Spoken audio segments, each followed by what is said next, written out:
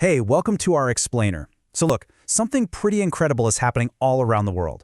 A brand new generation is taking to the streets, and they are seriously shaking the foundations of power.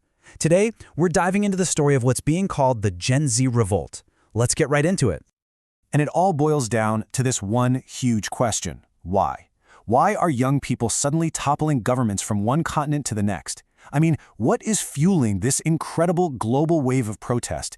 And maybe more importantly, what makes this generation so powerful? Yeah, and you gotta understand, this isn't just a few random protests here and there. No way.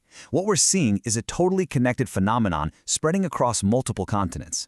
It's like one uprising sparks another, which then sparks another, creating this massive domino effect all over the globe.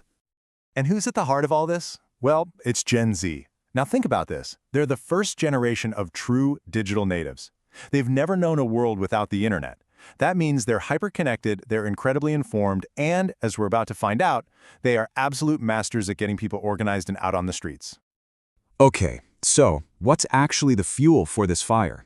Let's break down the core issues, the big grievances that are driving all these young people to act. First up, and this one's a big one, corruption. I mean, in places like Madagascar, you've got Gen Z watching a political elite just get richer and richer while pretty much everyone else is struggling with poverty.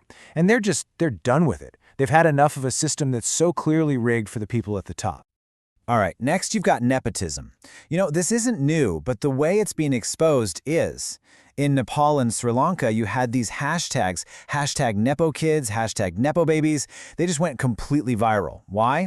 Because they showed everyone the insane, lavish lifestyles of the kids of political elites. And that just poured gasoline on the fire of public anger against these political dynasties.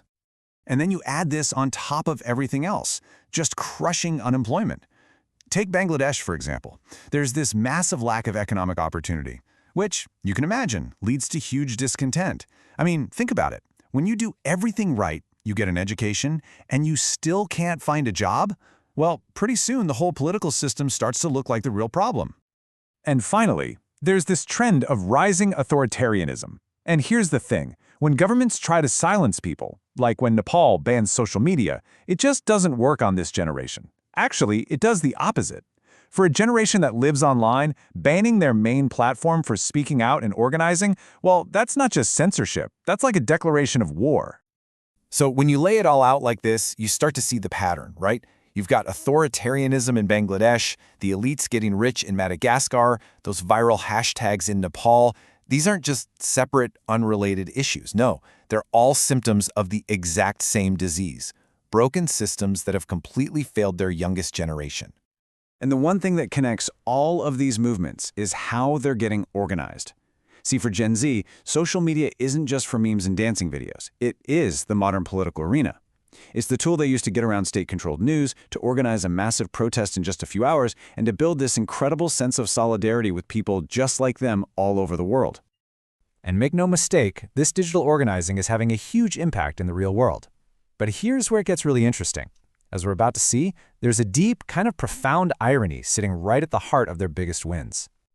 I mean, just look at this timeline of upheaval. Sri Lanka in 2022, Bangladesh in 2024, Nepal's prime minister resigns, Madagascar's government falls.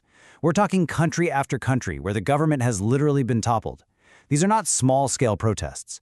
Pundits are even calling them contagious uprisings that are shaking the old guard to its very core. But here's the paradox, and it's captured perfectly in this quote from diplomat Maleeha Lodhi.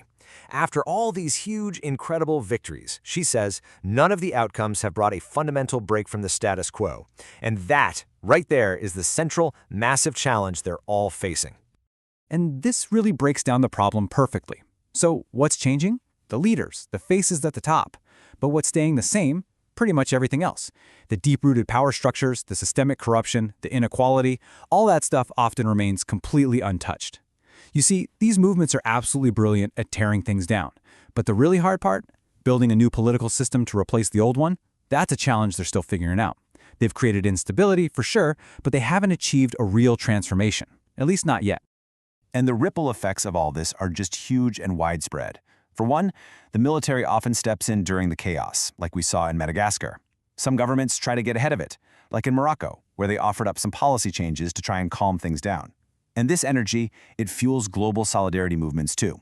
Meanwhile, what about the traditional political parties? Well, they're often just being ignored, completely bypassed, and they risk becoming totally irrelevant. So this all leads us to the biggest, most important question of all. What does it actually take to turn a street protest into real, lasting change? How do you, finish the revolution?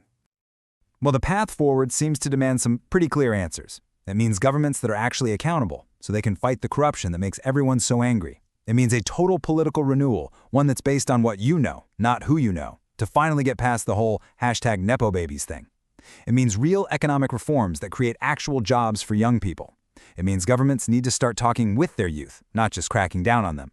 And maybe most of all, it means strengthening democratic freedoms so people can actually voice their dissent without fear. So, here's the bottom line. It's basically an ultimatum. Governments can either fundamentally change how they operate, actually tackle the corruption, the nepotism, the inequality, or this massive wave of Gen Z unrest just isn't going to stop. It's going to continue to be one of the defining global trends of our time. Which leaves us with one final massive question. Are we watching the generation that is finally going to remake our political world? Or are the old systems just too powerful, too entrenched to really change? The revolution is being televised, all right. It's being live streamed on TikTok. But the final chapter, that's still being written.